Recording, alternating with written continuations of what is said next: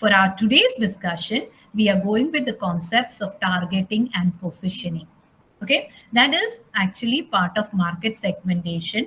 The methodology used, one of the methodology used in market segmentation for reaching the customers is targeting and positioning your product or services. So this will be part of our discussion for today's class.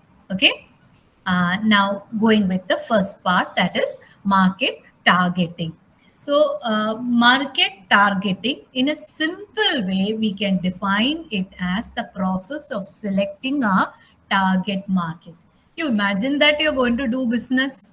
Okay, some of you might be having some type of business association, maybe because your parents are doing, or maybe because your uncles or aunts are doing business. So, some kind of idea you would be having about market identification.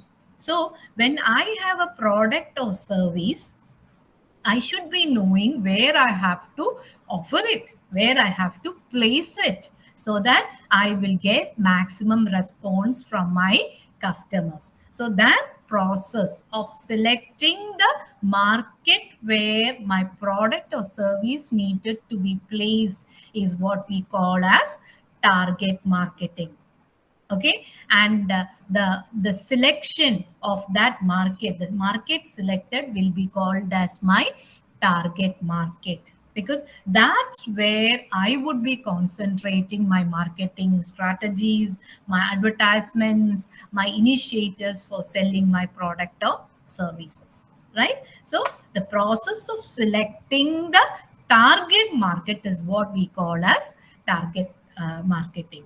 And the target market definitely will be consisting of a group of buyers to whom the company is planning to sell its product or services, or to whom the company wants to place its product, or maybe the company would be looking into the needs and demands coming up from those markets, and then they will be pricing the product according to the needs of those markets. So that is why we say that when we talk about a target market, it always includes a group of customers to whom a particular company is aiming at. Say, for example, this target market can be in two categories, B2B or B2C. B2C is nothing but selling to the business to customers. So you will be directly selling to the customers, or it can be an association between B2B, which means business to business. You might not be selling to an individual customers, or you might not be planning to sell to an individual consumers. In fact, you will be planning to sell to another business groups. Say, for example, you might have you are a company who is engaged in production of say x-ray machines or scanning machines. So you definitely don't sell that to individual people like us. That company would be selling that only to other business groups like labs or hospitals, where they are being used, where these people will be using for the benefit of the customer. So that market is what we call as B2B, selling to another business group. So target market can be in both these categories. It can be directly to the customers, or it can be to, say, for example, Maruti selling a car. Definitely they are selling it to the direct consumers who are going to use it. But when they look from the perspective of a company, they will be looking into the needs and wants of these customers, and accordingly they will be coming up with different car varieties to satisfy the varied needs of the target segment. So each car or each design which is being brought down or brought out by Maruti as an automobile company will be specifically meeting to the needs of a target segment, a target market. So that is why we say that the business groups selling can be directly to the customers or can be to the other companies. As I said, the case of scanning machines being sold to the hospitals, right?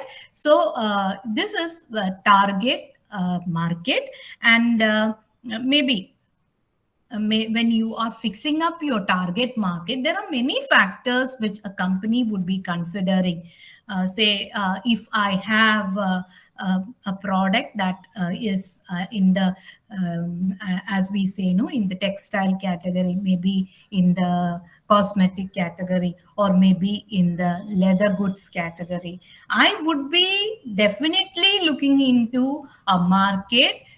I would be selecting a target market, maybe using all these variables like demographics. Say, if I am trying to manufacture a garment, then definitely I will be looking into at to what age, to what gender, or maybe if it is no, I'm planning to come up with an official attire for, then I will be looking into the different status groups and the requirements of these status groups, right?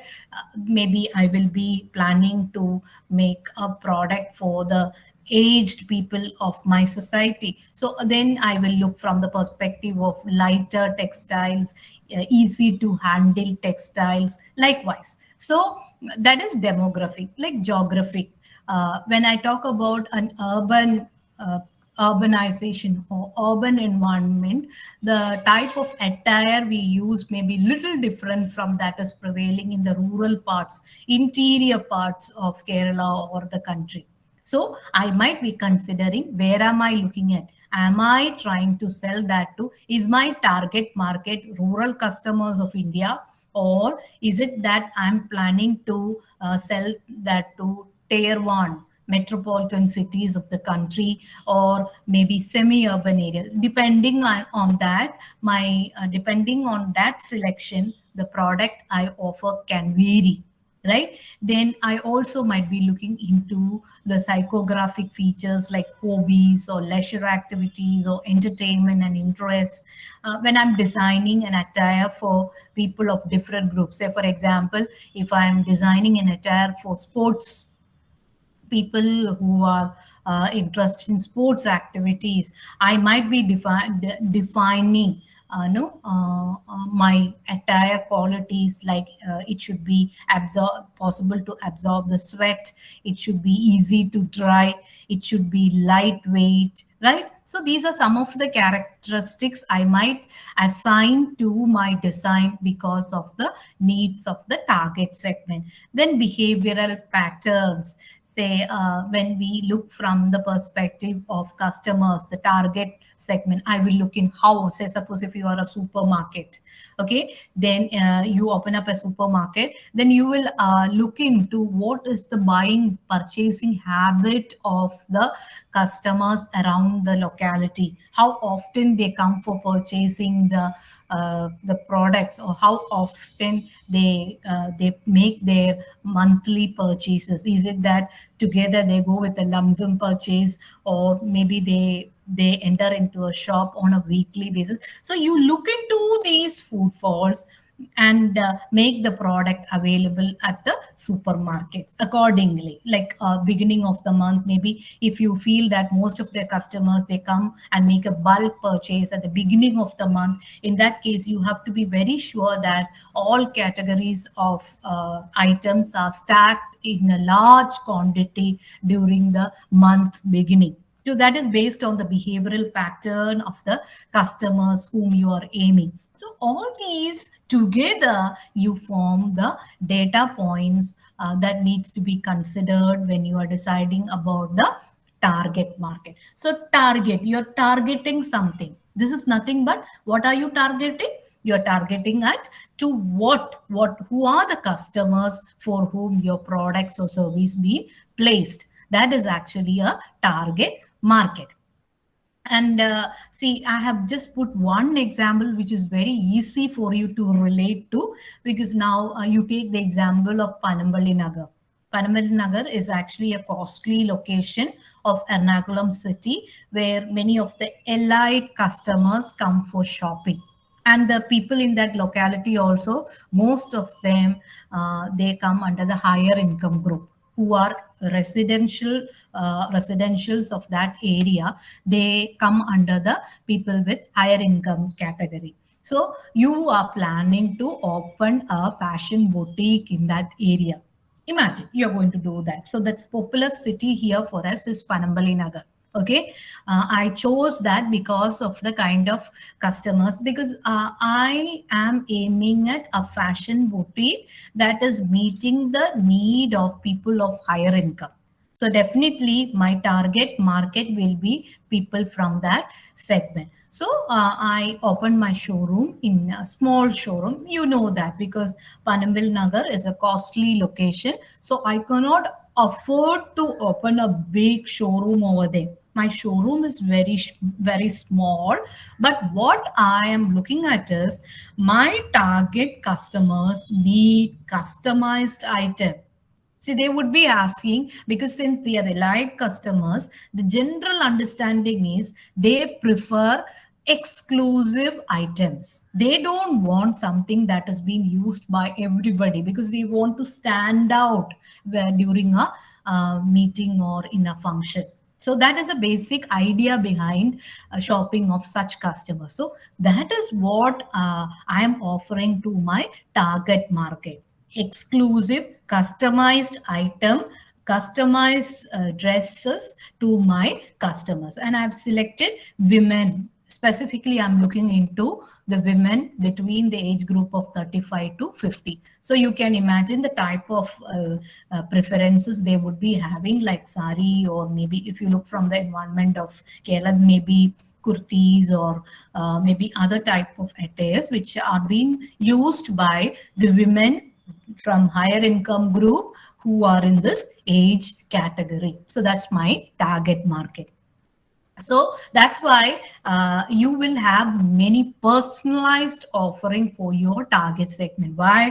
Your entire process is dependent upon the shopping mentality of the target market. The target market here is women who are living in that locality. So your understanding is they are mostly from higher income category.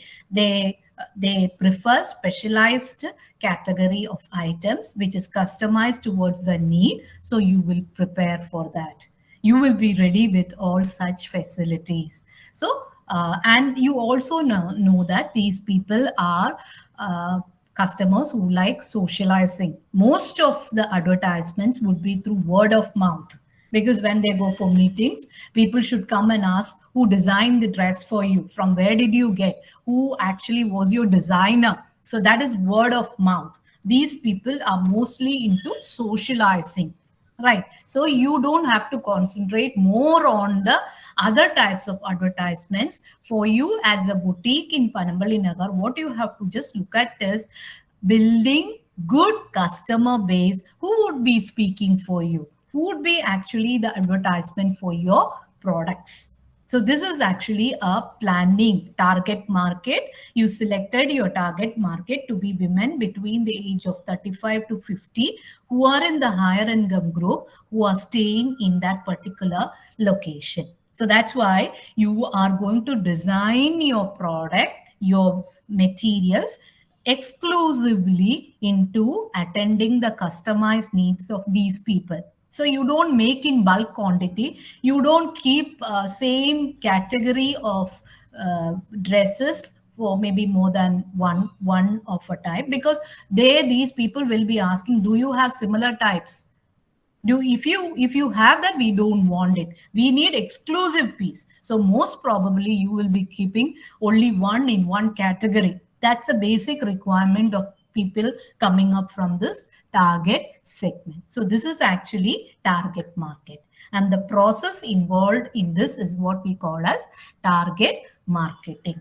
I hope you understood that. It's something which we automatically do, but this is carefully planned by a marketer to win in the market, to satisfy the needs exactly how that is being demanded from the target market. So that is with respect to target marketing. And then the next term which we are going to introduce is regarding market positioning. Now, market positioning is another concept which is used by companies or corporates or firms to penetrate into the minds of the customers and also to be there as a separate identity. The customer should be able to position the product, should be able to identify the product or services among the other similar categories. So that is the basic intention behind market positioning. Okay. Now, this is an introduction where it is the strategic exercise used to establish the image of a brand or a product in consumers' mind. Whenever I talk about Reynolds, there are certain attributes that will run into your mind regarding that category. Classmates. When I talk about that is a notebook that is being used by you. There are certain attributes of that particular product that will be running into your mind. When I talk about OD, you know that there are certain specific qualities that is being promised by the automobile brand through this. So when I talk about Apple iPhone, yes, definitely there are certain features or certain identifiable characteristics that will be running into the minds of the customers because it has been carefully planned and developed by the company. So that is what we mean by market positioning. It's a strategic exercise, well planned exercise. I am designing, the company is designing how customers should think about me. Likewise, we also can develop such things. See, I can actually develop an image on the basis of what I want my friends or relatives or peer group to remember about me. Purposefully formulating my characteristics, my behaviors in such a way that first I should like it, and I want others to see me in that perspective. When that is commercialized to a product or service, that's what we call as market positioning. And broadly, every company will be positioning using 4 P's. One is it can be based on promotion, it can be based on the price, it can be based on place, or maybe the product itself. I will position. See, iPhone as a brand among the mobile phone sets, it has a definite place. iPhone has a definite place. Apple company has a definite place. iPhone, among the service providers, it has a definite place. How does the company develop that? Purposefully, the company is making an exercise in such a way that image of that particular brand is positioned among the customers. So that is what we call as market positioning. And the example is, see, when some companies, they will position their brand based on price, competitive price. They will say that our product is 99.99, the price of the product is. So people will be price sensitive customers will be looking into the products offered by those companies. Or maybe some companies, they will position their product based on high quality. Customers, when they are going for buying that product, they will be looking for a high quality product and they might be less worried about the price. The good example in these category are Sony, yeah, iPhone, or maybe the several high-end technology-based products which is being brought down by company where at the beginning they may not be looking into, say for example in the high-end laptop category, the high-end computer category, the high-end mobile category, there they would be focusing on quality of the product, not the price. The customers, the people who prefer those brands, they will be looking into what are the quality aspects or attributes that are associated with such product. So that is what positioning on the basis of high quality. See, Parker pens. I can prefer Parker pens to another pen. But when I'm paying more money, what do I expect for Parker pens? Higher quality.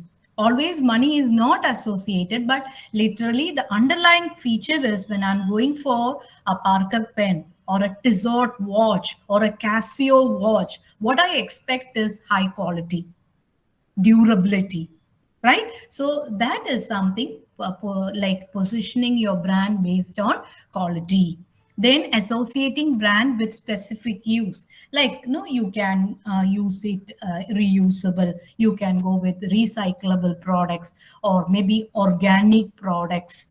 So that is specific use you're associating. The entire product is cultivated using the organic methodology. So that comes under the category of organic food. Or maybe some construction companies, they place from the concept of environmental friendly construction. So they are looking into the specific use from the angle they're positioning the product, like taking care of the specific use of that product.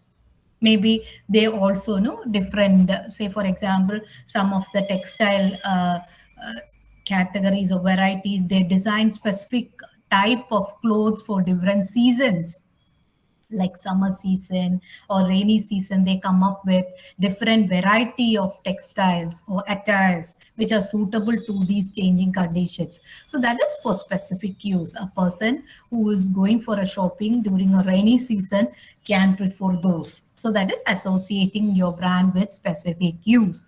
And then maybe positioning your brand, that often we see in advertisements, right? One company competing with the other, the immediate competitor, saying that your product is better than the other in so and so ways. They will not say the exact name, but we can understand whom are they aiming at. Maybe they will use the specific taglines of the competitor and answering to that, saying that we not only provide this but better than that. So that is positioning your product against the offers placed by the competitors. You are saying that your product is much better than the competitors with so and so attributes. But what you have to remember is, if the company definitely is not offering the better qualities or attributes when compared with the competitor, such positioning will not last more. Why? Customers are very much informed. They have lot of informations from all sources, including the online platforms, regarding a particular product or service. So if a company is just trying to claim certain things that are not there with them, with their product or service, that will not last long. In fact, they might be losing customers because of such claims.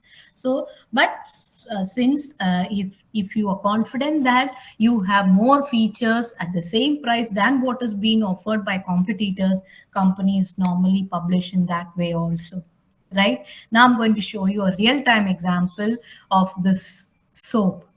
Right, when I was younger, the right extreme corner, Pierce was just having this one particular brand where it was no focusing on purity. The dermatologist used to recommend this product. I'm talking about maybe 20, 25, or 30 years back. Dermatologists, if you have some skin disease, they will be recommending you with Pierce or Pears or Hamam. Okay, but now what the company has done over the years, they brought 3 varieties in India, and 3 of it is positioned in different ways. The first one, now they have taken it to look young, stay young. Why? If you look at the back end technique being used, this is being used by people for so long.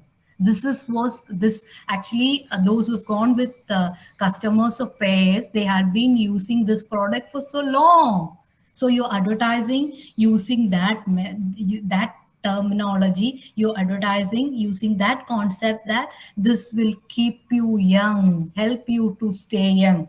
So this is targeted towards the people of higher age group. Right. So that targeting, we have to understand how strategically they have positioned it, how well they have positioned. Why? Because those who had been using this product, maybe they are into the habit of using Pears.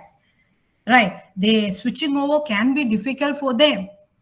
So in that case, what a company has done is they are retaining the existing people, saying that using this will keep you young.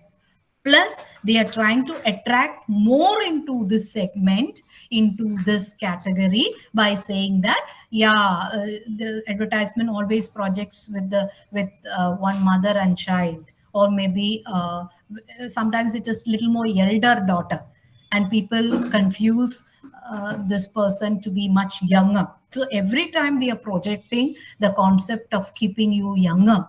So that's a concept, Pairs Company. Now it's all very well planned by the marketers. Now the second and the third, now the purity. Initially, Pairs, when they came into the market, they were projecting purity. That they gave the attribute to another product which they brought in, which is in blue color.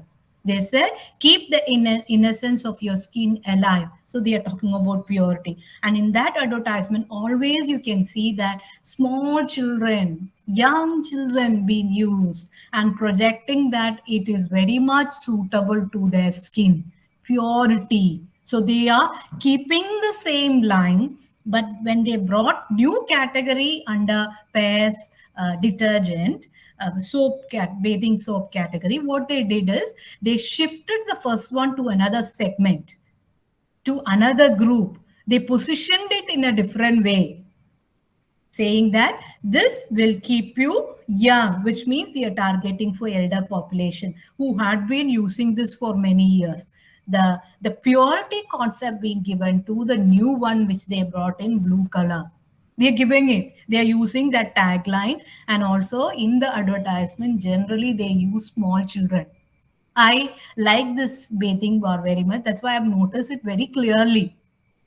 Right. So that is something which you have to observe. And the third one which they brought, they are looking at another type of positioning.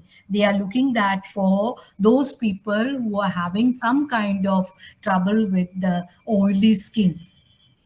So they have again extended the customer base by bringing a new bathing category under the brand Pairs, which is positioned for people who are having some kind of skin problems, like their oily skin or they have pimples. That is why they have said glycerin and lemon. Both these are, as per the dermatologist recommendation, both these are very good for the skin. So the first product, when they had only initial one, which is to the right end, these were recommended by dermatologists very often. Do you think that dermatologists just recommended that? These people marketed. Pairs might have been having good marketing strategies. They might have projected what is so special about their product. Now, the same thing, the same concept is applicable to the new one, and they are projecting that this is suitable for the oily type of skin. Those people who are having some type of skin allergies or skin problems. So how beautifully the company has positioned the 3 bathing bars, which are coming with the same name but with different colors. The customer who is actually looking for Pairs, they will have all these clear understanding about what are they aiming at.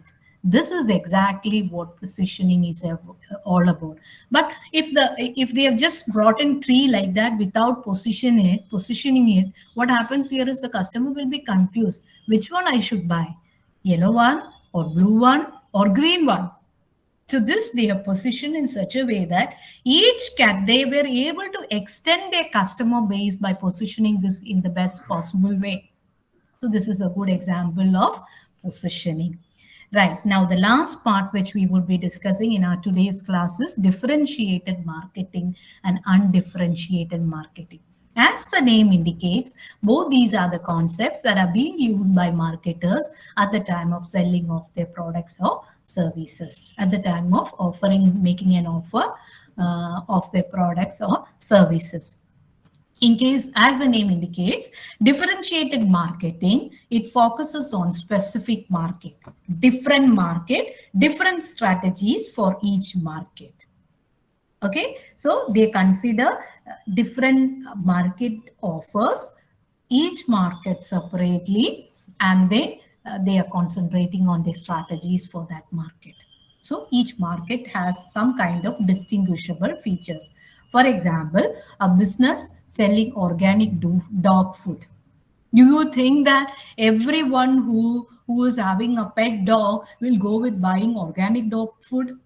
It's so expensive, people will not bother to buy. So it's actually meaningless for this person to market this with everybody. So he would be specifically marketing this to a category of customers who are very much who are very much towards giving the best for the dogs, who are maybe animal, who love animal very much, and maybe who want to give health or healthy food to their dogs. People who prefer to give healthy food to their dogs. They love their pets, dogs, and they are animal friendly people who, or maybe people who love animals very much, and they would be preferring to give healthy diet to their pet animals. So this would be the segment, the specific segment in which these people will be looking for, right? The organic, that's not so popular in India, but it is there. It is very popular in developed markets because there it is many of them are very much focused towards giving the best to the pet animals. It is here also, we have it available, but not so popular. So this is you are differentiating your market. Specifically, you are looking into a particular group of people. That's differentiated marketing, like target, the concept of target marketing. Okay. So what you can see is, see, I talked about the example of a boutique in Panamalli Nagar. That's a good example of a differentiated marketing, right? So you will be looking into selling your product to your target group, exclusively looking at the needs of that specific group. Generally, what we can see that small scale industries, small businesses, all these people would be looking for this type of marketing. Small companies, it is easy for them to handle. It is cost efficient. Maybe they will not go with mass advertisement. You just remember it is very easy for you to relate to. Say there are many companies recently who have come up with selling dosha batter. It's something recent, like appam mix or dosha batter, appam batter, all these being sold to supermarkets. Can they afford to advertise their product through television or other mass media? No. Their advertisements are basically through these supermarkets. They will come and keep like 5 to 6 packets. Then looking into the demand, they will increase the number. If it's not been accepted by the customers, they will have to remove it from the shelf. So this is, they will be specifically looking into a small customer base. Then they know on a daily basis how much they have to stock in that particular supermarket, how many customers will be coming to buy that. Right. So this is an example of differentiated market. In fact, if you look from the perspective of a big company also will be having some sort of differentiated marketing strategies, but it will not be so evident as in case of a small business unit, which purely distinguishes its market in order to keep the customers, in order to build a customer profile and a client base. Right? So differentiated marketing, you will understand that in a better way when I'm just talking about undifferentiated marketing. This is undifferentiated marketing. Here, generally, it is to appeal to a large group of customers. Your customer base is so huge. You imagine a multinational corporation, I put the example, trying to sell soft drinks, Coke or Pepsi or Mirinda or Sprite. You imagine what is a huge customer base they have. It's not possible for them to communicate to each one specifically looking into the needs.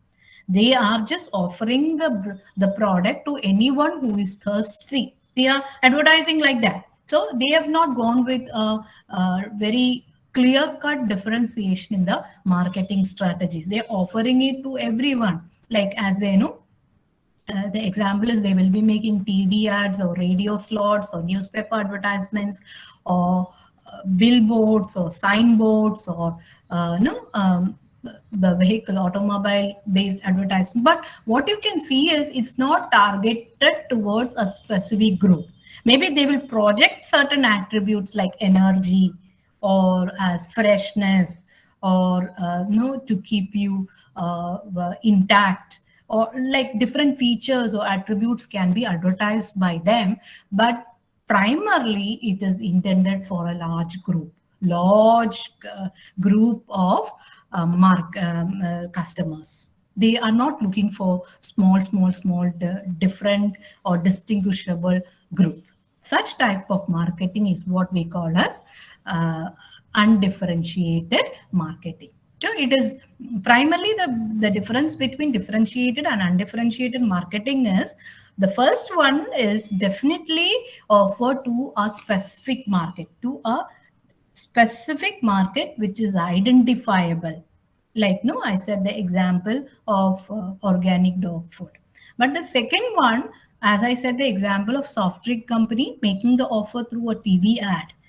There is a target market here, maybe young people, or maybe the people between the age group of 20 to 35. They aim at maybe sportsmen. There are different types of or different categories of people they are aiming at. It's not there is a broad range of customers. It's not limited to a specific group. So that's all about undifferentiated marketing. Right. So when we are talking from the perspective of the market positioning and target marketing, that was the basic discussion in our today's class. We started with discussing about what is target marketing, where we said that target marketing involves the process of selecting a target market. Right, you are selecting a market to which you have to place your product or service, a group of customers to whom you have to make your offer, or maybe you are selecting a group and you're trying to understand the needs and wants of that particular group. I just projected the example of a fashion boutique where they were trying to target the women living in that locality who had an age group of 35 to 50. Another good example is you look into the toy. Suppose if a company, say Fun School, is bringing up a toy category for children between the age group of 9 to 11. So that's a market. They are looking at which are the characters or cartoon characters which are having high influence on these category of children. And the target audience would be definitely their parents. Why? Because they might be projecting how safe it is for their kids. Even though we say that now a lot of such purchases are based on the demands or decisions made by the kids themselves, but parents of these children are included under target audience, because they will come up with the final decision whether to buy it or not. So that is again another segment, target segment, where the toy manufacturing company are placing the product. It's an example, right? So that is all about target marketing. And we said that there are different aspects that will be considered by the marketers when they go with selection of target market. Like they go with demographic features like age or gender, or maybe the income level, all these, or they go with the geographic features like whether you are in a rural area, urban area, or semi-urban area. They also look into the psychological and behavioral characteristics of the people, like their hobbies or buying behaviors. All these will be taken care when they finally decide upon their target market. Then in our class, we decided about, we were discussing about market positioning.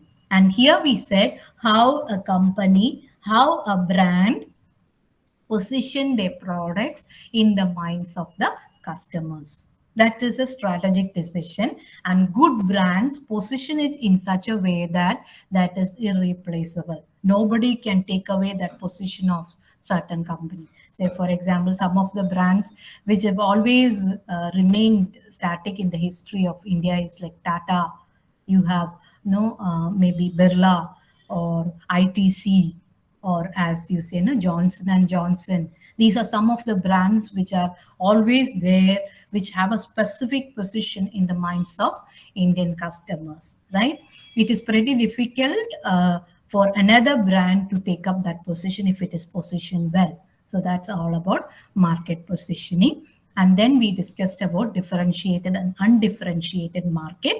In case of differentiated market, what we have to understand is the marketers will be identifying specific market, and the product or service will be offered to those specific market.